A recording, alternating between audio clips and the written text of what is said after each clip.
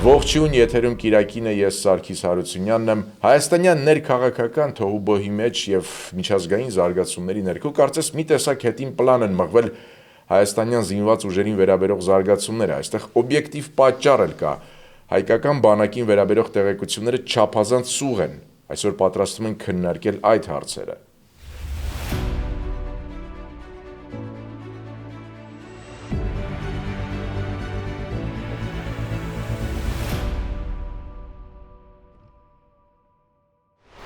Հյուրընկալել ենք Ազգային ժողովի պաշտպանության եւ անվտանգության հարցերի մշտական հանձնաժողովի փոխնախագահ Արմեն Խաչատրյանին։ Բարև ձեզ, պարոն Խաչատրյան, շնորհակալություն հրավերն ընդունելու համար։ Նույնպես շնորհակալ եմ հրավերի համար։ 2020 թվականից ի վեր Հայաստանի զինված ուժերի վերաբերյալ ժամանակ առ ժամանակ մենք տեղեկություններ ենք ստանում սպառազինության գնման հետ կապված, որոշ փոփոխությունների հետ կապված, օրինակ ամենաթարմ, այսպես աղմուկանաց, այն որ ժամկետային զինծառայություն այլևս 1.5 տարի է, բայց կարծես այսպես կոնցեպտուալ տեղեկատվություն հայեցակարգային մոտեցման հետ կապված, թե ի վերջո Հայաստանի իշխանությունները ինչ բանակ են ուզում սարքել 20 թվականից հետո, մենք չունենք։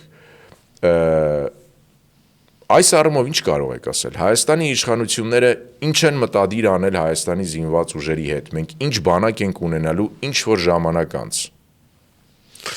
Շատ լավ որ այդ հարցը առաջանում է, որովհետև մի քանի տարի առաջ այլ հարցեր էր առաջանում, արդյոք մենք կարողանալու ենք ուղղել մեր բանակի մեջքը, այդ զինտեխնիկայի եւ մարդկային ռեսուրսների կորուստը կարողանալու ենք ինչ որ չափով համալրել, խնդիրը ու այլ բաներ։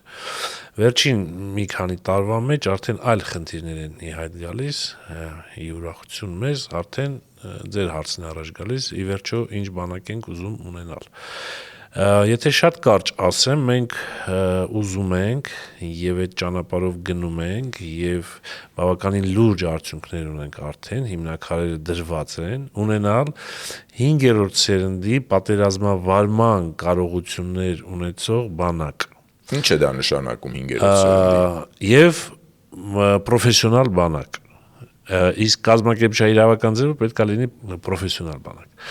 Ինչ է նշանակում 5-րդ սերնդի պատերազմավարման գործիքակազմ կամ կարողություններ ունենալ։ Դա այսօր մենք տեսնում ենք աշխարհի տարբեր տեղերում պատերազմների մարտավարության կամ ռազմավարության մեջ։ Դա տեսնում ենք, որ այսօր օգտագործվում են նորագույն տեխնոլոգիական միջոցներ, որոնք դարձել են զինատեսակներ եւ նույնիսկ շատ ու շատ զարգացած երկրներ, այդ թվում նաեւ ՆԱՏՕ-ի երկրները, նույնիսկ հստակ այդ զենքերից պաշտպանվելու մեխանիզմներ չունեն կամ դեռևս չի մշակվել, բայց հիմա մշակում են։ Այսինքն դուք նկատի ունեք անօթաչուները, ճիշտ եմ ձեզ հասկանում։ Հիմա մեր զինված ուժերը Հայաստանի Հանրապետությունը ուշադիր հետևում է աշխարհում բոլոր հակամարտությունները, այդ հակամարտություններում կիրառվող զինատեսակները, դրանց արդյունավետությունը, այդ թվում իհարկե հաշվի առնելով 44-օրյա պատերազմի մեր դառը փորձը, որը շատ մեծ փորձ է, որ մենք ինքներս տեսել ենք, մասնակցել ենք եւ գիտենք, եւ այս ամենի համատեքստում ստեղծում ենք մի բանակ, ասած 5-րդ սերունդ, արդեն մեզ 4-րդ սերունդը էլ չի բավարարում, որովհետև հիմա տեխնոլոգիաներ կան, որ հստակ 5-րդ սերունդի տեխնոլոգիաներ են, որպեսզի մենք հստակ ունենանք գիտահեն զինված ուժեր։ Գիտահեն, այո, Երբ որ դուք ասում եք պրոֆեսիոնալ բանակ, ինչ է նշանակում։ Մենք չենք ունենալու ժամկետային զինծառայողներ։ Հաջորդ հարցը, արդյոք Հայաստանի տնտեսությունը թույլ կտա, որպեսզի Հայաստանը ունենա պրոֆեսիոնալ բանակ։ Շնորհակալություն հարցի համար։ Տեսեք, Հայաստանի տնտեսությունը փառք Աստծո արդեն թույլ է տվել, որ մենք ունենանք շատ ու շատ բաներ, շատ ու շատ ձեռքբերումներ։ Սկսած ամենաշինական կառույցներից, որոնք այսօր կառուցվել եւ կառուցվում են ամբողջ սահմանի երկայնքով, աննախադեպ ամենաշինական կառույցներին տարածաշրջանում գոյություն չունեցող, որը ապահովում է մեր զինվորների մաքսիմալ անվտանգությունը շատ ու շատ զինատեսակներից, այն զինատեսակներից, որոնք որ տարածաշրջանում կան գոնե։ Վերջացրած նոր զինտեխնիկայի ձեռքբերում, բանակում բարեփոխումներ, աշխատավարձերի բարձրացում եւ մի շատ խոշոր ծախսեր։ Փառք Աստծո մեր բյուջեն պետական մի քանի անգամ աճել է նաև մոտ 3 անգամ նաև զինված ուժերի բյուջեն եւ այս հնարավորությունները մենք կարողանում ենք, բայց ակնկալվում է, որ մեր տնտեսությունը շատ արագ վերելք է ունենալու եւ դրան համաժեք իհարկե աճելու են նաև զինված ուժեր։ Ժամկետային զինծառայությունը վերացվելու է, երբ որ ասում եք ոչ։ Իսկ ինքը զուգահեռ լինելու է։ Այո, ինքը զուգահեռ լինելու է, բայց այն կորիզը հիմնական լինելու են պրոֆեսիոնալ զինվորականներ, ովքեր ստանալու են աշխատավարձ եւ ինչի կորիզը նույնիսկ արդեն կորիզ չեմ կարող ասել, բավականին արդեն հասունացած վիճակի այսօր արդեն ունենք եւ մի քանի ամիս հետո մենք կունենանք մոտորապես մի 5000 երիտասարդներ, ովքեր 18 տարեկանում զորակոչվել են բանակ, 6 ամիս ուսումնական զորամասում ծառայելուց հետո անցել են պայմանագրային ծառայության 5 տարի ժամկետով։ Եվ տեսեք, այս փոփոխությունը օրենսդրական բերեցնելն որ մենք ունենք արդեն մոտ 5000-ի չափ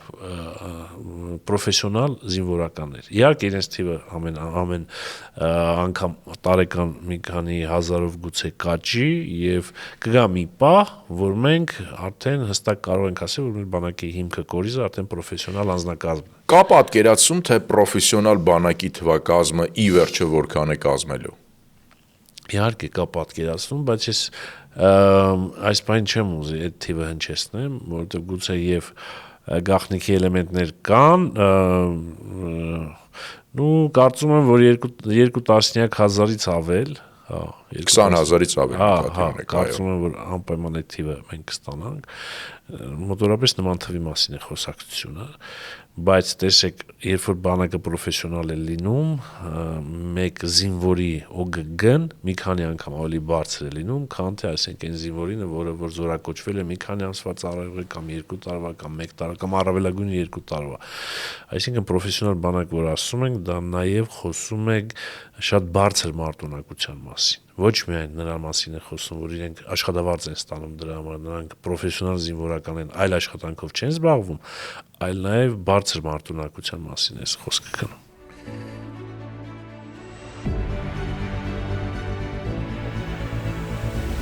Պարոն Խաչատրյան, ես ճիշտ հասկացա, որ երբ որ դուք ասում եք ավելի քան 20000, այդ ուժերը պրոֆեսիոնալ բանակը 20000 թվակազմով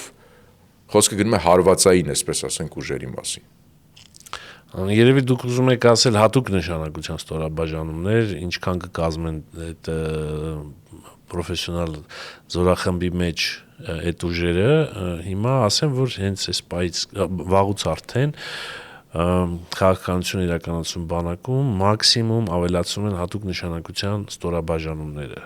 այսինքն գեր պրոֆեսիոնալ, հատուկ խնդիրներ իրականացնելու հմտություններ ունեցող ստորաբաժանումներ եւ այսօրվա նաեւ աշխարհի այս process-ների ուսումնասիրության արդյունքում հստակ երևում է, որ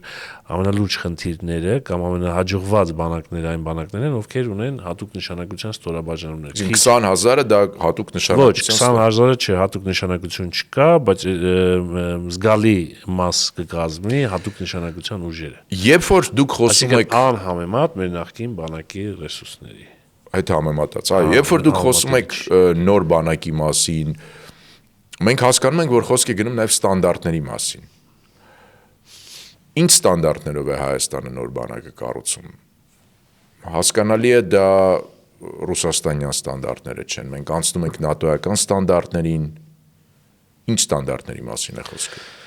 Տեսեք, ես իմ խոսքի սկզբում արդեն նշեցի, որ ուսումնասիրելով աշխարհում տեղի ունեցող զինված հակամարտությունները, այդ թվում նաև 44-օրյա պատերազմի մեր փորձը, ըստ այդմ էլ մշակում են մեր ստանդարտները, որի զգալի մասը, այո, արևմտյան ստանդարտներ կլինեն, ՆԱՏՕ-ի ստանդարտներ են, բաներ կա, որ գուցե նախկին զինված ուժերի ստանդարտները կլինեն, այդ թվում մենք ժողովուրդը կոչում է դա ռուսական ստանդարտներ, բաներ կա, որ որևէ տեղ այդ ստանդարտները չկան, զուտ հայկական ստանդարտներ են լինելու, հարմարեցված մեր տեղանքին, մեր պայմաններին, այո, եւ որ մի բառով ասեմ միքս ամենաճիշտ տարբերակը միքսն է, որը ամենից շատ ձեռնտու է լինելու մեզ, մեր հնարավորություններին, մեր պայմաններին, այդ ստանդարտներն է կիրառել։ Կարող ենք ասել, որ նատոյական ստանդարտները ավելի շատ կլինեն մեր բանակում, քան քան գուցե նախկինում ինչ որ չափով եղել են։ Հնարավոր է, այո, իհարկե, այո, որովհետև դե ՆԱՏՕ արևմտյան ստանդարտները այսօր շատ բանակներում են կիրառվում եւ հետեւյալը պետք է ասեմ, որ այս ռուս-ուկրաինական պատերազմի ընթացքում ռուսական բանակն էլ այս պահի դրությամբ կիրառում է ստանդարտներ, որոնք շատ նման են արևմտյան ստանդարտներին եւ իրենք այս պատերազմի ընթացքում բավականին լուրջ վերանայեցին իրենց ստանդարտները։ Այս համակարգում տարածքային պաշտպանության կամ տարածքային ինքնապաշտպանության, ինչպես կուզեք կոչեք, ուժերի դերը ո՞րն է լինելու։ Ինչ որ բան փոխվելու է, չի փոխվելու։ Տեղական պաշտպանության մասին օրենքում փոփոխություն, այսինքն օրենք ամբողջությամբ փոխեցինք 1 տարի առաջ եւ ըստ այդմ տեղական պաշտպանության ուժերին տրվեցին որոշակի լիազորություններ եւ պարտականություններ, նրանք մասնակցելու են ռազմական գործողությունների ժամանակ որպես աջակցող ուժեր, նրանց մեջ հավաքագրվելու են այն անձինք, ովքեր անհրաժեշտության դեպքում չեն կարող հավաքագրվել զորահավաքի միջոցով, այսինքն ունեն որոշակի կարգի հիվանդություններ, ունեն որոշակի արդեն տարիք, թոշակի են անցել եւ այլն եւ այսպես ասած հավաքագրված են զինկոմիսարիատների երկրորդ կարգի հաշվետվությունների մեջ եւ այս մարդկանց ռեսուրսը որպեսզի մենք օգտագործենք, միևնույն է պատերազմները եւ հակամարտությունները ցույց են տվել, որ այս մարդիկ շատ լավ են ռեսուրս են, անհրաժեշտության դեպքում եւ մասնակցում են ռազմական գործողություններին եւ այլնին, բայց որպեսզի այս ամեն ինչը համակարգված ինստիտուցիոնալ լինի, այդ մարդկանց հետ պայմանագիր է կնքվում եւ նրանք անցնում են տարածաշրջանի կորպուսի հրամանատարության ներքո, կատարում են այն խնդիրները, որը հանձնարարվում են նրանց կատարել։ Նրանք շատ լավ տիրապետում են տեղանքին, նրանք շատ ավելի մեծ տեղեկություններ ունեն աշխարհագրական պատկերացումներ ունեն տեղանքի մասին եւ այդտեղ են բնակվում եւ իհարկե այս ռեսուրսները պետք է կիրառվի։ Այս փոփոխությունները իրականացնելիս հայաստանյան բանակում, Հայաստանի զինված ուժերում մենք ունենք օտարերկրացի, օտարազգի արևմտյան խորհրդականներ։ Ես հիշում եմ, որ ժամանակ առ ժամանակ տեղեկություններ են այսպես հայտնվում, օրինակ ֆրանսիացի խորհրդականների մասին կան այդպիսի մարդիկ։ Այո, չեմ կարող հստակ ասել, որ երկրից քանի հոգի կան, ինչ ժամանակով ոնց են իրականացնում այդ խորհրդատվությունները, իհարկե առանց խորհրդատվությունների չի կարող բարեփոխումներ։ Նրանք արևմտյան երկրներից են մարդիկ, արևմտյան երկրներից են։ Մենք տեսանք, որ օրերս Հայաստանի պաշտպանության նախարարը ներկայացրեց Միացյալ Նահանգներում արտադրված համազգեստը Հայաստանի զինված ուժերի համար, դաշտային համազգեստը։ Հայաստանը մտադիր է Միացյալ Նահանգների հետ զարգացնել այդ ուղղությամբ համագործակցությունը, թե առայժմ սահմանափակվելու ենք համազգեստ գնելով։ Տեսեք, Հայաստանը մաքսիմում ջանքեր է գործադրում համագործակցել բոլոր այն երկրների հետ, ովքեր կարող են մեզ ինչ-որ բան տալ, ինչը որ կարող է մեր համար դրական ունենալ, դե իհարկե Միացյալ Նահանգները այդ երկրների առաջնային դիրքերում է, այս պահի դրությամբ համազգեստի մասով է իհարկե այդ համագործակցությունը գնում, բայց դուք տեսնում եք եւ բոլորս տեսնում ենք, որ Միացյալ Նահանգների հետ արդեն գնում է ռազմավարական համագործակցության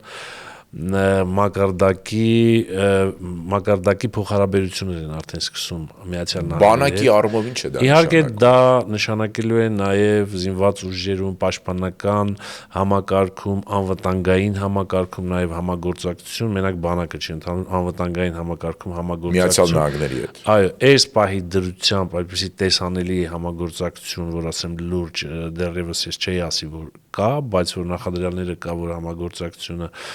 կարող է շատ լավ լինել ու խորը եւ լայն, ես դա տեսնում եմ։ Սպառազինության հետ կապված վերջին այսպես լուրջ տեղեկությունը պինակահրթիռների առաքումն էր, որ մամուլը գրեց։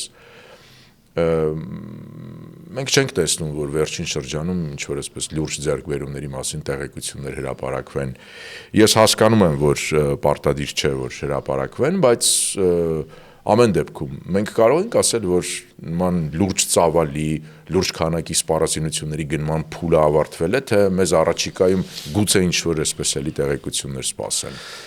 Տեսեք, եթե նկատել եք, սպառազինությունների ձեռքբերման մասին տեղեկությունները միշտ սկիզբ են առնում օտարերկրյա մամուլից։ երբևէ Հայաստանի Հանրապետությունը տեղեկություն չի տարածել, որ այս ինչ երկրից ինչ որ բան ենք առնում։ Միշտ Հնդկաստանից է տեղեկությունը սկիզբ առել, իրենց թերթերում պաշտոնապես գրել են, հետո դա մեր տեղեկատվական համակարգը վերցրել է, դե մենք էլ պատասխանել ենք այդ հարցերին, ժխտել ենք կամ հաստատել ենք եւ Ֆրանսիան, եթե հիշում եք Ցեզարների պատմությունը, երբ որ Ցեզարը ձեռք բերեցին ֆրանսիացիները, առաջինը դրա մասին խոսեց Ֆրանսիայի պաշտպանության նախարարն, ասաց, որ լավագույն հրետանային միջոցները կվաճառվեն Հայաստանի Հանրապետությանը։ Հայաստանը երբևէ չի բարձրաձայնում այդ մասին։ Եվ չբարձրաձայնելը դա չի նշանակում, որ ինչ որ գործընթացներ կանգ են առել եւ չեն շարունակվում։ Ասեմ, որ նորագույն տեխնոլոգիաների եւ ռազմական տեխնիկայի ձեռքբերման գործընթացը շարունակվում է եւ շարունակվելու է։ Մենք մրցավազքի մեջ չենք մտնում ոչ մի պետության հետ, տեսնենք ինքը ինչ արել, ասենք վայ դրանից մի հատ ավել մենք առնենք, ոչ նման բան չկա, մենք գիտենք մեզ ինչա պետք եւ այդ ձեռքբերումները շարունակվում են։ Եվ պետք է ասեմ, որ Ֆրանսիան եւ Հնդկաստանը չեն միայն, որոնց հետ մենք ունենք լուրջ համագործակցություն։ Մենք ունենք եւս շատ լավ համագործակցություն որոշ երկրների հետ, ռազմատեխնիկական, եւ ինչի մասին պետք չի բարձրաձայնել եւ դրա կարիքը կարծում եմ չկա։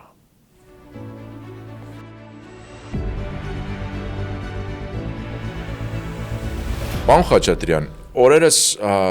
Հայաստանի բարձր տեխնոլոգիական արդյունաբերության նախարարը հետաքրքիր թիվ հրապարակեց, ասաց, որ 25 թվականին ռազմաարդյունաբերության ոլորտում գործող հայաստանյան ձեռնարկությունները վճարել են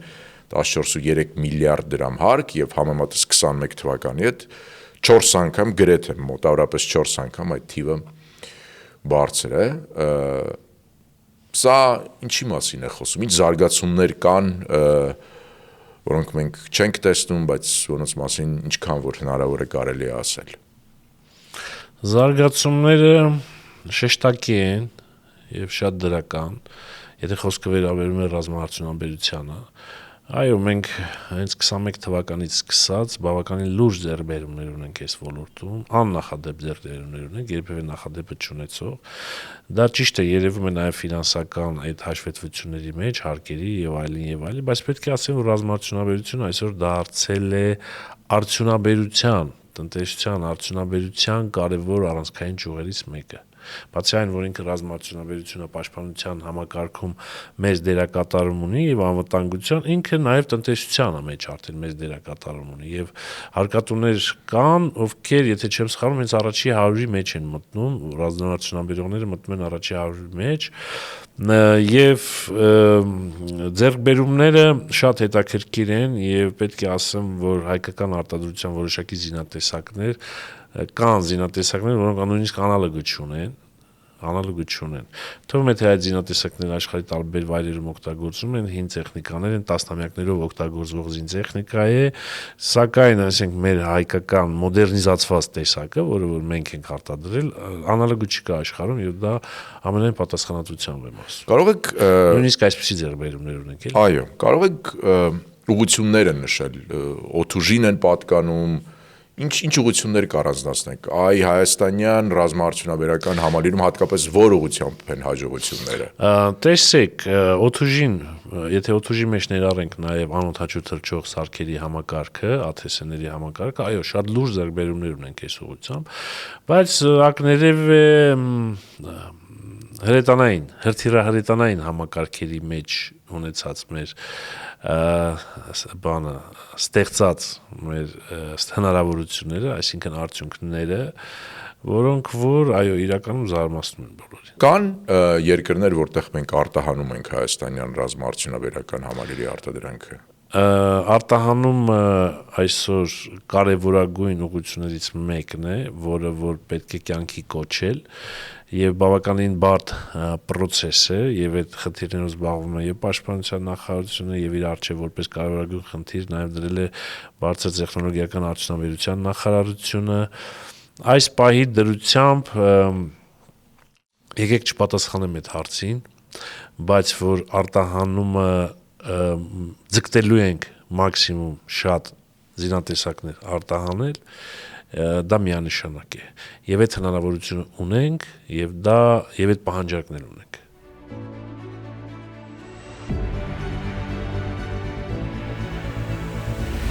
Անդրադառնանք ներքաղաքական հարցերին, գլխավոր թեման եկեղեցի իշխանություններ կամ եկեղեցու վերնախավ իշխանություններ հակասություններն են։ Վերջերս պարզ դարձավ, հայտնի դարձավ, որ փետրվարի կեսերին Ավստրիայում Գարեգին II կաթողիկոսը, այսպես եպիսկոպոսած ժողով է հրավիրել։ Դուք ինչ զարգացումներ եք սպասում այս ուղղությամբ։ Մենք այս թեման շարունակ տեսնելու ենք մինչև ընտրություններ, ինչ կարող եք ասել։ Ես կարծում եմ, այո, մինչև ընտրություններ իմ կարծիքով կտեսնենք այս թեման, որովհետև Կտրիչ Ներսիսյանը ամեն ջանք գործադրելու է, որպեսզի մինչև ընտրություններ չթողնի այդ պաշտոնը, հանգստի չգնա, այսպես ասեմ։ Իմ կարծիքով այդպես է լինելու եւ իհարկե իրեն օգնելու են բազմաթիվ ուժեր, որոնք կոնսոլիդացվեն եւ կոնսոլիդացվել են այս թեմայի շուրջ, նաեւ այս ամեն ինչը քաղաքական պայքարի միջոց դարձնելով։ Եպիսկոպոսատ ժողովը տեսնենք ինչ արդյունքներ ունեն, իրենք ինչ են որոշել, վատ է որ Հայաստանում չեն անում, բայց իրենց որոշելու հարցն է, իսկ ապագան ինչ եմ տեսնում ընդհանրապես հարցի լուծումը, ես տեսնում եմ որ ապագան պետք է լուծվի իրավական դաշտում, որովհետև տեսեք լուրջ խնդիրներ կան արձանագրված եկեղեցու բացասության հոգևորականների շուրջ, օրինակ, որ կաթողիկոսը կեղծ տեղեկություններ ներկայացնելու միջոցով է դարձել կաթողիկոս, այսինքն իր կաթողիկոսությունը արդեն առ ոչինչ է։ Այսինքն մարդը ասել է պարտադիր պայմաններից մեկը որ պետք է ամուրի լինել, տեսեք, մեկը ամուրիությունն է, մեկը հայ լինելն է, հայ առաքելական եկեղեցու մկրտված լինելն է, սրանք հավասարազոր պայմաններ են։ Հիմա այս պայմաններից մեկը չկա ամուրիությունը, բայց մարդն ասել է ես ամուրի եմ եւ դարձել է կաթողիկոս։ Հիմա արդեն շարունակությունը այլևս անհնար է հանդուրժել այդ առողջությունից։ Սա ես կարծում եմ, որ իրավական process-ներով պետք է լուծվի ընդհանուր դատական ակտերով։ Դուք առաջարկում եք գործը բերել դատական իշխանությունների դաշտ եւ Այո։ դատարանը վճիռ կայացնի, որպեսզի որ Գարեգին II այլևս չի կարող զբաղեցնել այդ գահը։ Դա իհարկե հոգևորականների եւ եկեղեցու ներկայացուցիչների գործն է։ Իրենք կարող են դիմել դատարան իրենց խախտված իրավունքները վերականգնելու կամ ինչ-որ ակտեր առ ոչինչ ճանաչելու, իրենք կարող են դա անել, իրենց շահառուները իրենք են։ Ես կարծում եմ մի օր կգա դա կանեն, բայց այո, ինչի՞ չէ դատարանով, նաեւ ոչ միայն դատարանով։ Տեսեք, հնչում են նաեւ բազմաթիվ տեղեկություններ, որոնք առերևույթ հանցագործության հատկանիշներ են։ Ինչ նկատի ունեք, օրինակ։ Գործակալական ցանցի ներկայացուցիչ են, ֆինանսական մեծ չարաշահումներ կան եկեղեցում։ Եկեղեցի գույքը ապօրինի օտարվել է, չգիտեմ, իր ընկերուհիներին կամ բան, գուցեև նման բան չկա, ամերիկյան Նկատի ունեք կաթողիկոսի։ Այո, անընդհատ այսպիսի տեղեկություններ կան, որոնք, հա, պատմամշակութային արժեք չունեցող, նույնիսկ ոչ թե արժեք չունեցող, անգին արժեքները ինչ որ նվիրաբերել են, չգիտեմ ում պատմամշակույթները սա արդեն հանցագործություն է, չէ։ Հիմա տեսեք, այս փաստերով է այդ պետությունը գործ ունի անելու։ Հա, ինքը չպետք է խառնի քաղաքականությունից, բացի թե հանցագործության մասին բանը հայտարարություն է արվում։ Եթե անեն, ինձ թվում է պետությունը արդեն պետական մարմինները պետք է արձագանքեն։ Որոշումը եպիսկոպոսատ ժողովը Ավստրիայում իրականացնել։ Դուք տեսնում եք տարբերակ, որ օրինակ այս ամենի արդյունքում, այս ամենի հետևանքով ի վերջո կաթողիկոսը կթողնի Հայաստանը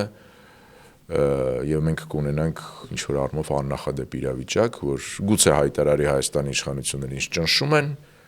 ես գնում եմ եւ Ավստրիայում իմ գահը տեղափոխում կամ Մոսկվայում տեղափոխում իմ գահը եւ այնտեղից եմ այսպես կաթողիկոս եկեղեցու հարցերով զբաղվում։ Իրադարձություններ եղել են մեր հայոց պատմության մեջ, բացառված տարբերակ չէ, բացառված չէ։ Ինչ եք բացառում, որ կաթողիկոսը կարող է մեկնել Մոսկվա, գահը տեղափոխ։ Այո, ես չեմ բացառում դա, այս պայդրությամբ հավանականությունը քիչ եմ համարում, բայց չեմ բացառում, միանշանակ չեմ բացառում։ Շատ լավ, շատ շնորհակալություն ձեզ հարցազրույցի համար։ Ես հիշեցնեմ, որ հյուրընկալել էինք Ազգային ժողովի պաշտպանության եւ անվտանգության հարցերով հանձնաժողովի փոխնախագահ Արմեն Խաչատրյանին։ Կհանդիպենք։